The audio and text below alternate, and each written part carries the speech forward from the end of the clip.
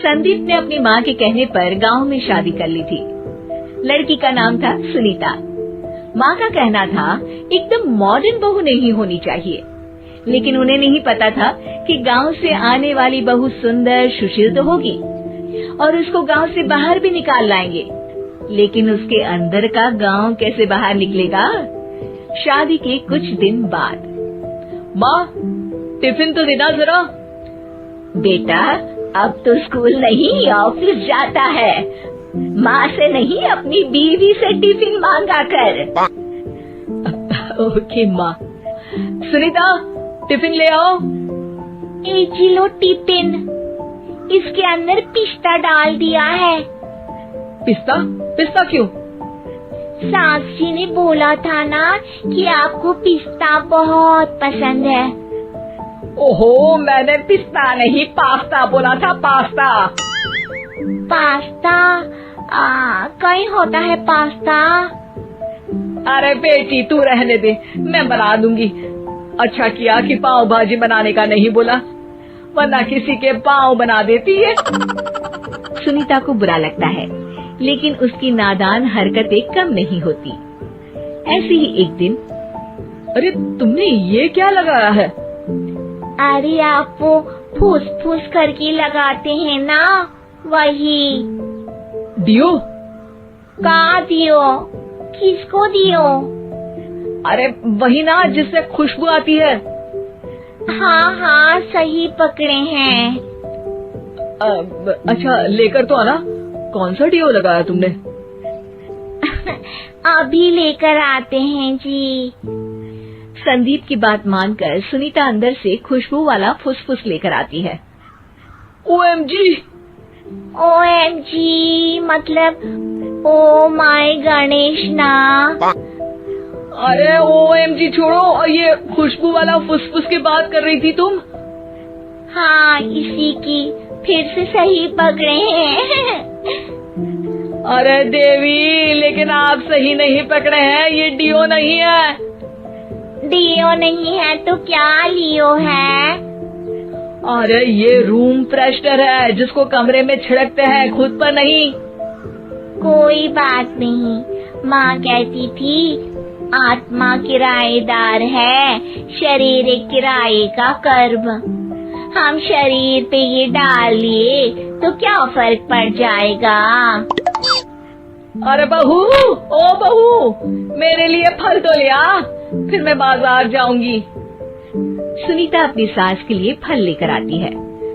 अरे बेटा, पपीता, तरबूज और सेब फल ऐसे कैसे खा लूं? काट कर तो लिया। माँ जी, मेरे गांव में तो खेत से उठा के सीधा खा लेते हैं। अरे ये तेरा गांव नहीं है ना। अरे संदीप, तू ही कुछ समझा देना इसको बेटा। मैं कैसे समझाऊं माँ, ये तो माइक्रोवेव को भी भट्टी बोलती है। कल मैंने बोला हाय कैसी हो, तो बोलती है किसी को हाय नहीं लगानी चाहिए। अरे सुनीता, तेरा क्या होगा?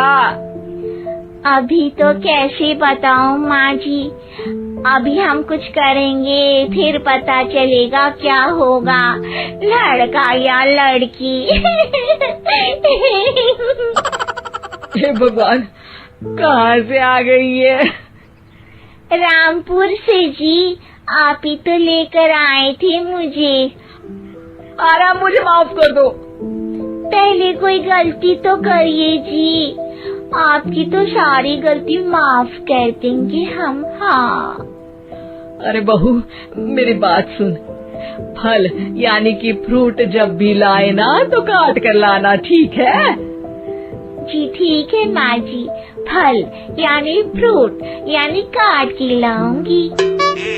सुनीता रोज ही कोई ऐसी हरकत कर देती जिसकी वजह से उसे घर में दो बातें सुननी पड़ती। एक दिन, माँ मेरे बॉस घर पर आने वाले हैं शाम को, उनका बर्थडे है, फैमिली साथ नहीं रहती उनके, तो यही पार्टी कर लेंगे।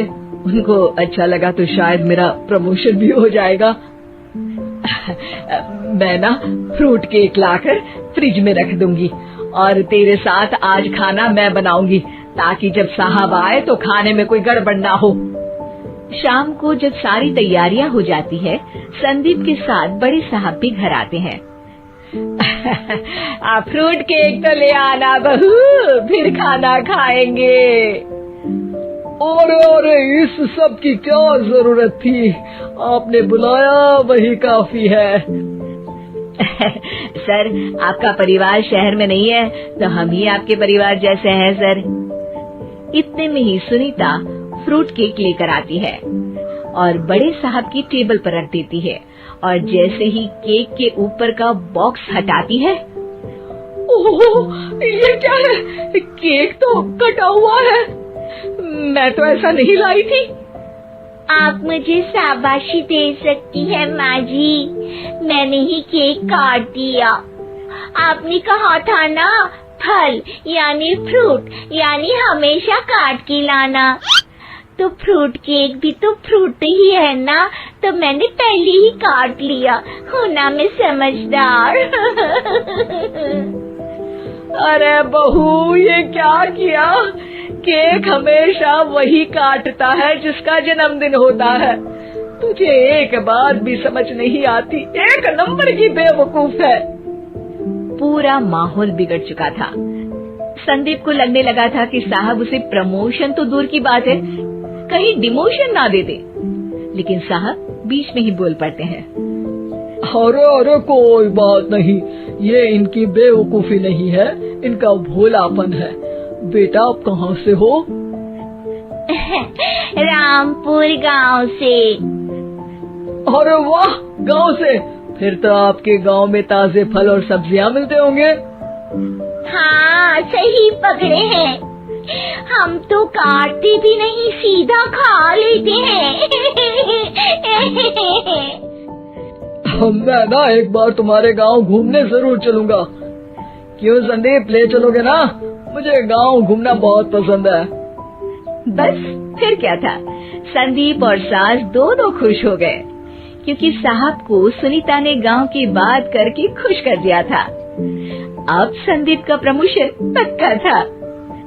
शिक्षा, कभी भी किसी भी गलती पर घबराना नहीं चाहिए। हो सकता है कि उस गलती की वजह से आगे बड़ा फायदा